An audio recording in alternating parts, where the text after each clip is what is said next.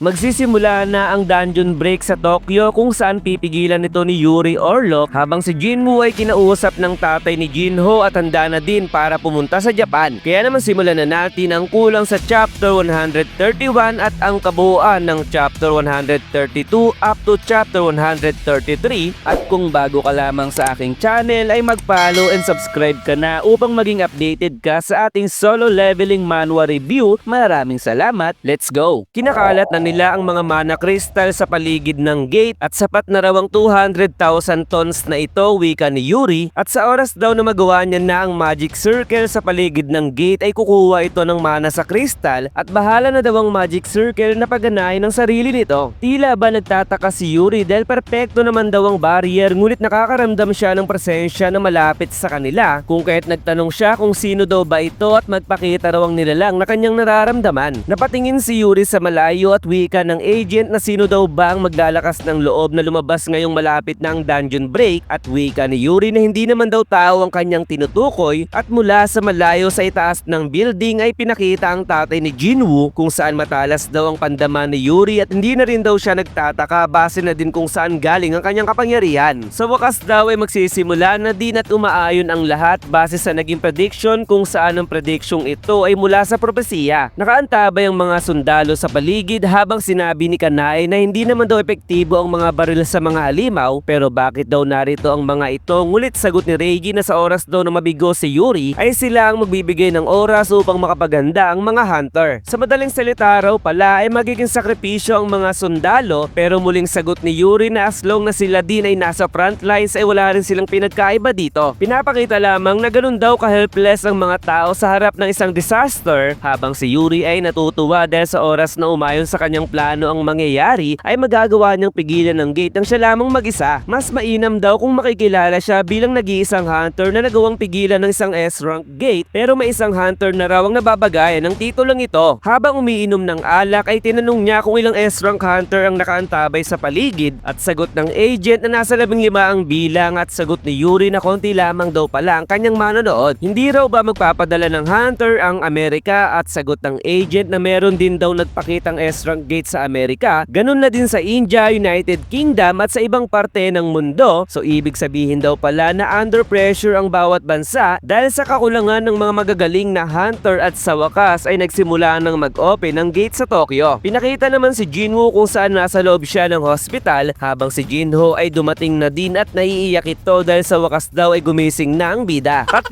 araw na raw kasing natutulog si Jinwoo na siyang kinagulat niya din, at sa kanyang isip na sobra daw pala ang naging kanyang pagod dahil sa kakulangan sa pahinga. Hindi raw mawala kay Jinwoo ang nakita niyang digmaan na pinakita sa kanya ng architect, at kung nakatulog daw siya ng 3 araw ay bigyan daw siya ng update ni Jinho kung ano ang nangyari sa S-rank gate na nagpakita sa Japan. Dito ay pinakita ang nakaraan kung saan nagsimula nang lumabas ang mga giants, at kanilang nasabi na karaniwan daw makikita ito bilang boss sa highest level na A-rank gate, at pagyayabang naman ni Yuri na magiging madali lamang daw pala ang kanyang gagawin. Kaya naman inactivate niya na ang kanyang skill upang gumawa ng barrier sa paligid ng gate, at dito ay sinubukang wasakin ito ng giant, subalit tumawa lamang si Yuri dahil hindi raw magagawang wasakin ng isang halimaw na makikita sa isang A-rank dungeon ang ginawa niyang barrier. Subalit isang kamay ang pinakita sa likuran ng isang giant at hinawi na kinalaki ng mata ni Yuri, sapagat mas malaki pang giant ang nagpakita na tila ba ginawa niyang bata ang naunang giant, at gamit ang kanyang sandata inisipisi lamang niyang wasakin ng barrier na pinagmamalaki ni Yuri Orlok. Sa kasalukuyan ay sinabi ni Jinho na bigo daw ang raid na ginawa ng Japan, samantalang pinakita naman ng tatay ni Jinho kung saan kakagising lamang nito sa halos 1 oras na pagkakatulog. Report ng sekretary na may isang pasyente raw ang nagising mula sa eternal slumber, at ito raw ang nanay ni Jinwoo, at sa isip ni Mr. Yu na ibig sabihin daw ba na may kakayahan ng bida na pagalingin ng kanyang sakit. Ano pa raw ang isang balita ng sekretary, at sagot nito na may bisita raw si Mr. Yu kung saan isang babae ang pinakita at nagtanong kung gaano na daw katagal nagsimula ang sakit ng chairman. Sumunod ay muling pinakita ang nakaraan kung saan binitawan ng giant si Yuri upang ito ay kainin, at dito na nagsimula ang digmaan ng mga tao laban sa mga giant. Mapatangke o flying jet man ang ipangatake nila ay hindi ito tumatalab sa mga giant, at wika ni Reiji na hindi raw epekto ang ginagawa ng mga sundalo kung kahit wag daw tumayo na lamang sila Minoru at pabagsakin na nila ang mga giant. Sa pag-atake ng dalawa ay naisip Iniisip ni Kanae na kung mawawasak niya ang mata ng Giant ay hindi nito mababasa ang kanilang galaw, subalit napansin ng Giant ang kanilang pagkilos at agad dinatake ang dalawa, kung kaya't nasabi niyang kahit malalaki daw ang katawan ng mga halimaw ay sobrang bilis naman daw ang kanilang paggalaw. Isang helicopter ang tagapagbalita kung ano ang nangyayari, kung saan makikita daw na ang Tokyo ay sira-sira na maaaring ito na daw kaya ang itsura ng isang impyerno. Kung magpapatuloy daw ang nangyayari ay matutulad ang Tokyo sa Jeju Island at kailangan na raw niyang magmadali upang tumulong. Subalit biglang sinabi ni Jin-a na wag daw pupunta ang kanyang kapatid dahil alam niyang bigla na naman daw itong mawawala, pero biglang sinabi ni Jinwoo na hindi raw siya aalis sapagkat kailangan niyang magpahinga muna at wag daw mag-alala si Gina sa kanya. Sa labas ng park kung nasaan si Jinwoo ay tinawag nito si Beru upang sabihin na pinababantayan nito ang kanyang kapatid, pero mukhang nanonood na naman daw ito ng drama. Kumusta na raw ito, tanong ni Jinwoo, at sagot ni Beru na maliban sa pagtulog wala naman ito masyadong ginagawa at sa isip ng bida na pwedeng may trauma pa ito sa mga nangyari at ni minsan na hindi pa siya pinigilan ito sa kanyang pag-alis. Habang naglalakad ay ano raw kaya ang kanyang gagawin at isang sasakyan ang pumaras sa kanya at sa sumunod na eksena ay nagtanong si Jinwoo kung ano raw ba ang kailangan sa kanya. Pinakita ang tatay ni Jinho kung saan nagpakilala ito sa bida at isang cheque ang kanyang pinakita, sabi-sabing hindi raw siya isang mayabang na tao na iniisip na kayang bilhin ng pera ang lahat, lalo na't isang restaurant counter ang kanyang kausap, kung kaya't isipin daw ni Jinwoo na ito ay isang gesture of sincerity. Sigurado raw na importante ang kanilang pag-uusapan at hindi rin naman daw siguro ito tungkol sa pag-aalok na siya ay sumali sa guild ni Mr. Yu, at sinabi ng tatay ni Jinho na sa totoo lamang daw ay may sakit siya ng katulad ng sakit ng nanay ng bida. Alam daw ba ito ni Jinho, tanong ni Jinwoo, at sagot ni Mr. Yu na tanging ang doktor, sekretary at asawa niya lamang ang nakakaalam dito, at ngayon ay pang-apat na si Jinwoo sa mga nakakaalam. Walang tigil daw silang naghahanap ng gamot na makapagpapagaling sa kanyang sakit at na-discover daw nila na may isang tao ang gumaling na sa palagay niya raw ay hindi ito nagkataon lamang na inapala ito ni Jinwoo. Ang kagustuhan lamang daw ni Mr. Yu ay ang katotohanan at kung tutulungan daw siya ng bida ay hindi niya ito makakalimutan sa habang buhay, habang sa isip ni Jinwoo na ngayong araw daw ay tila ba napipilitan siya na magdesisyon sa mga bagay-bagay. Pinakita muli ang kalagayan sa Tokyo kung saan sinabi ng tagapagbalita na binubunot at winawasak ng mga giant ang mga building at puno, at higit sa lahat daw ay kumakain sila ng tao. Huwag daw mag-alala ang kanyang kasama dahil hanggat hindi sila aatake at hindi sila maaabot ng mga giant ay hindi sila papansinin nito, pero ang pinakamalaking problema daw nila ay hindi umaalis sa pwesto ang pinakamalaking giant kahit ng araw ba naghiwa-hiwalay na ang ibang giant na para bang may binabantayan nito or iniintay sa loob ng gate. Sa palagay daw ng lalaki na sa tingin niya ay patay na ang giant na ito na kahit humihinga at gumagalaw ay tila ba parang isang robot na nakaprogram ang kanyang pagkilos. 2 araw na daw ang nakalipas simula nang magkaroon ng dungeon break at sa 30 halimaw na lumabas ay 2 lamang ang napatay sa kasalukuyan. Sumunod ay pinakitang gulat si Jinho sa kanyang nalaman na si Jinwoo ay pupunta sa Japan dahil hindi raw ba nakita nito ang balita na hindi may kukumpara sa Jeju Island ang nangyayari sa Tokyo, at sa buong buhay niya raw ay hindi pa siya nakakita ng mga giant na ganung kalaki. Kung magtatagumpay daw si Jinwoo ay makikilala ang kanilang guild sa buong mundo, at sa kanyang isip na karaniwan daw ay hindi siya pinipigilan ni Jinho, pero naiintindihan naman daw niya ang reaksyon nito base sa naging damage ng Japan. Kung ganun daw pala ay sasama si Jinho sa bida dahil ang Red Gate Incident, ang Jeju Island at ang kamakailan lamang na Double Dungeon Incident ay may pagkakahalintulad daw sa isang bagay dahil sa mga pangyayaring ito ay hindi siya makikita sa mga balita. Ang tanging may pagmamalaki lamang daw ni Jinho ay nasa tabi siya lagi ni Jinwoo, at kahit nakakayaman daw aminin ay si Jinwoo daw ang nagbibigay ng pride upang makapagyabang sa iba. Kaya naman pahintulutan daw siya ni Jinwoo na sumama, pero sagot ng bida na kanina lamang daw ay pinipigilan siyang pumunta nito, ngunit sagot ni Jinho na pinagkakatiwalaan niya daw ang bida at alam niya daw na siya ay magiging ligtas. Kaya naman napangiti si Jinwoo at medyo kinilig ata ang bakla, at biglang sinabi nito na siya ay nagbibiro lamang at maaari na daw itong umuwi sa kanyang bahay. Halos kasing lakas na daw niya ang architect nung sila ay naglaban, na ang ibig sabihin ay marami pang mga nilalang maaaring mas malakas pa sa kanya. Hindi raw dapat na siya ay mag-isip na maayos niya ang problema kung pupunta siya ngayon dahil hindi naman daw siya isang bayani, at sa pagdating niya sa kanilang bahay ay masaya siyang pinaganda ng pagkain ng kanyang ina. Pinakita ang nakaraan kung saan tinanggihan ni Jinwoo ang cheque dahil wala raw siyang magagawa para makatulong, kung kaya tanong ni Mr. Yu na paano raw gumaling ang ina ng bida, pero sagot ni Jinwoo na kung alam niya daw ang gamot at gusto niyang kumita ng pera pera ay bakit pa siya mananahimik ngayon. Kaya naman nagpaalam na ito kay Mr. Yu at naintindihan naman ng chairman ng sinabi ng bida at sa elevator ay naisip niya na dahil tatay naman ito ni Jinho ay dapat daw ay naging tapat siya rito, pero dahil sa hindi niya ito kilala ay maaaring nagsisinungaling ito tungkol sa kanyang sakit. Iilan na labang daw ang natitira sa Holy Water of Life kung kaya't kailangan niya itong gamitin sa mas wais na paraan, at kahit maganda raw ang offer ni Mr. Yu ay hindi siya kumbinsido dito at hindi siya pwedeng magdesisyon ng biglaan sa mga pangyayari. Pero bigla niyang sinabi sa kanyang ina na kailangan niyang umalis, at kahit alam niyang mas maraming malakas pa sa kanya ay kaya naman daw niyang sumabay as long na siya ay nagle-level up at kailangan niyang pumunta sa battlefield upang mas lumakas pa lalo. Wika ng kanyang ina na kaparehas daw ni Jinho ang kanyang ama dahil umalis daw ito sa kalagitnaan ng kainan sa oras na makatanggap ito ng emergency call kung kaya't igagayak na daw niya ang mga gamit ng bida. Habang nakahiga si Jinha ay pumasok si Jinwoo upang kausapin ito at sinabing muntik na raw siyang mamatay sa nakaraan niyang laban, pero ang ibig sabihin niya raw ay lagi naman siyang muntik nang mamatay sa mga nakaraang laban, pero mas matindi raw ang nangyari sa Double Dungeon, pero sa uli ay nagawa pa rin niyang makabalik ng buhay. Kaya naman ngayon na siya ay aalis na naman ay nangangako daw si Jinwoo na siya ay babalik din, kung kaya't nagpasalamat ito sa kanyang kapatid na hindi siya pinipigilan sa kanyang mga ginagawa, at dito ay napaiyak na si Jin-ah at sinabing hindi naman daw nakikinig si Jinwoo sa kanya. Sumang-ayon naman si Jinwoo at sinabing siya ay babalik din naman, pero wag daw mag-alala si Jin-ah dahil kahit gaano daw siya kalayo ay poprotektahan siya ng ating bida. Sumunod ay pinakita si Jinwoo at chairman kung saan sinabi nila sa publiko na siya ay pupunta sa Japan, habang si Jinho ay handa na ring lumipad patungo sa Japan, at ngayon ang Ajin Guild ay handa na para sa susunod nilang laban.